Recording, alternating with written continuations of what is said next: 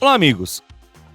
O Dornier DO-31 é um protótipo de jato vertical mais famoso do mundo.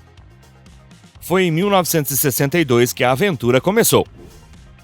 A empresa Dornier foi então responsável pelo desenvolvimento de uma aeronave de transporte de tropas em zonas de combate. Este projeto foi encomendado pela Força Aérea Alemã Luftwaffe. Naquele momento, os aviões a jato verticais representavam o futuro da aviação de combate. Mas o que é uma aeronave vertical de decolagem e pouso, mais conhecida como VTOL? Elas são sinônimos de engenharia excepcional. Diferentes técnicas foram utilizadas para realizar este projeto. A experiência do Dornier DO-31 marcou, portanto, a história da indústria da aviação. Foi reconhecido como a aeronave de todos os recordes. No entanto, também pareceu ser um projeto demasiadamente ambicioso. No final, este projeto não levou a lugar nenhum. As dificuldades na decolagem e aterrissagem e os vários problemas foram numerosos. E qual foi o futuro deste dispositivo? O que ele representou no mundo da aviação? Certamente os aviões a jato verticais representam, de certa forma, o futuro da aviação de combate. Mas antes de continuar, é importante definir o que realmente é um VTOL. Uma aeronave de decolagem e pouso vertical é aquela que não precisa de pista para decolar ou pousar. Estes dispositivos estão, portanto, equipados com diferentes sistemas que combinam a subida vertical de um helicóptero com a velocidade de cruzeiro e a carga de um avião. Foram imaginados em 1921 pelo engenheiro americano Nikola Tesla. Em 1950, os militares assumiram o comissionamento dos VTOLs. Eles temiam ficar presos se as pistas fossem bombardeadas. Com um VTOL, o risco seria menor, pois utilizam plataformas reduzidas da mesma forma que os helicópteros. No final do século XIX, um grande número de engenheiros propuseram máquinas extremamente pesadas, capazes de decolar e pousar verticalmente. Muito poucos foram considerados VTOLs, e nenhum passou da fase de protótipo. Foram os alemães que iniciaram as primeiras pesquisas durante a Segunda Guerra Mundial. Era essencial não ficar vulnerável aos bombardeamentos das forças inimigas, mas essa engenharia extraordinária ainda hoje parece difícil de ser dominada. Foi só depois da guerra que a Alemanha, a Rússia e os Estados Unidos realmente perceberam a utilidade das aeronaves tão engenhosas e começou uma corrida pelas aeronaves de decolagem e pouso verticais. No início da Guerra Fria, os projetos continuaram a se multiplicar. Seria, portanto, necessário esperar até a década de 1960 para que o primeiro caça vertical de decolagem e aterrissagem fosse produzido em massa. Este foi o Harrier britânico. Isso mostra o quão ambicioso pode ser este projeto. Muitas técnicas foram usadas para permitir que a aeronave decole e pouse verticalmente. Muitas maneiras foram exploradas para possivelmente eliminar a distância percorrida horizontalmente. A princípio, a aeronave pôde decolar verticalmente como um foguete. Ela vira horizontalmente durante o voo e depois volta verticalmente quando se aproxima do pouso. Se outra técnica fosse seguida, a aeronave permaneceria horizontalmente durante todas as fases do voo. São apenas os motores que passam da vertical para a horizontal durante o voo ou quando o avião tem que decolar ou pousar. A aeronave pôde usar uma combinação de rotores para sustentação e hélices para translação. Os motores acionam um ao outro graças a um sistema de embreagem progressivo. Isso corresponde ao acoplamento de duas peças pelo engate das saliências de uma delas, os alojamentos correspondentes localizados na outra parte. Mas é claro que muitas outras técnicas foram utilizadas e não daria tempo de falar sobre todas. Foi o Dornier DO-31 que nos chamou a atenção. Este protótipo é o reflexo de uma experiência incrível na área da indústria aeronáutica.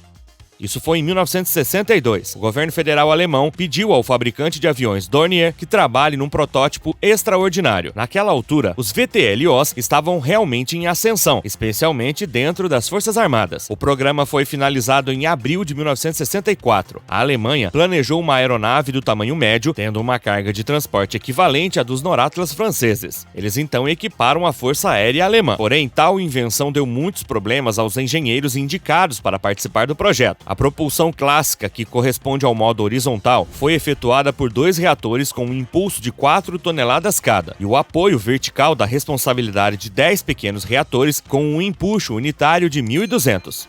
e elas deveriam ser instaladas nas asas. Nasceu então o Dornier DO-31. Muito rapidamente esta máquina pareceu muito cara. A aerodinâmica da aeronave ficou seriamente prejudicada. O programa, portanto, se converteu no DO-31E e as peças do reator foram movidas. O primeiro protótipo nasceu em novembro de 1965 e recebeu o nome de DO-31E1. Após muitos adiamentos, ele realizou seu primeiro voo em 10 de fevereiro de 1967. Em 20 de novembro do mesmo ano, realizou sua primeira subida vertical. Algumas semanas depois, ele realizou sua passagem entre o voo vertical e o voo horizontal perfeitamente. Rapidamente, o DO-31E1 estabeleceu recordes mundiais em sua categoria, em questão de velocidade de cruzeiro, teto, alcance e peso de decolagem. Isso foi, portanto, impressionante. Certamente foi unânime com muitos exércitos. No entanto, suas falhas foram muitas. Apesar disso, a Dornier recebeu uma oferta de estudo da companhia aérea estatal Lufthansa. O objetivo era oferecer uma versão em linha do Dornier DO-31E. Infelizmente, o programa foi cancelado, antes mesmo da construção do primeiro protótipo. Tratava-se de um dispositivo de 100 lugares, capaz de percorrer 3.000 km a uma velocidade média de 800 km por hora e de decolar verticalmente dos telhados dos edifícios. A OTAN também se interessou no DO-31, como parte de missões de reconhecimento marítimo e transporte tático. Da mesma forma, o estudo desta variante não durou muito. Na realidade, todas essas operações eram muito ambiciosas.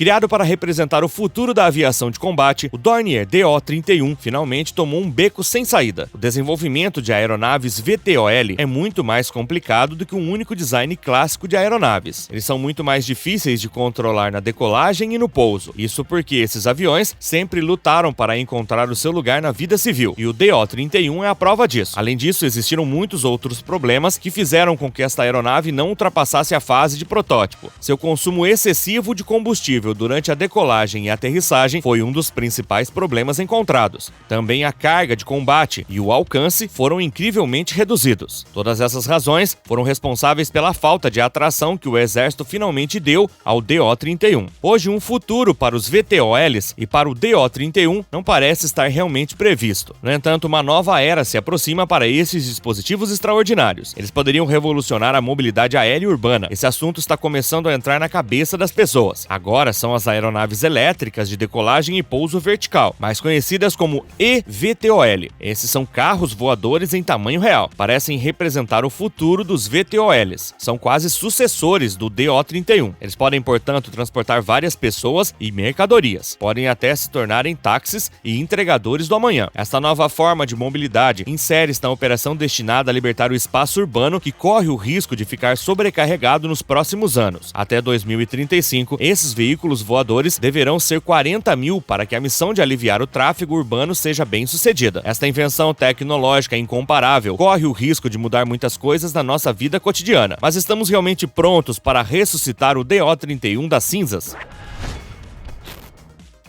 No início do projeto, os aviões a jato verticais representaram o futuro da aviação de combate. Essas aeronaves foram um exemplo de engenharia excepcional. Diferentes técnicas foram usadas, mas foi o protótipo do Dornier DO-31 que fez história na aviação. Mas posteriormente, este projeto pareceu ser ambicioso demais e não foi para lugar nenhum. O Dornier DO-31 teve problemas que foram difíceis de resolver. Porém, o futuro dessas aeronaves poderá nos surpreender nos próximos anos, principalmente com a entrada em serviço dos eVTOLs. Mas os aviões a jato verticais podem realmente ser a resposta para alguns problemas modernos?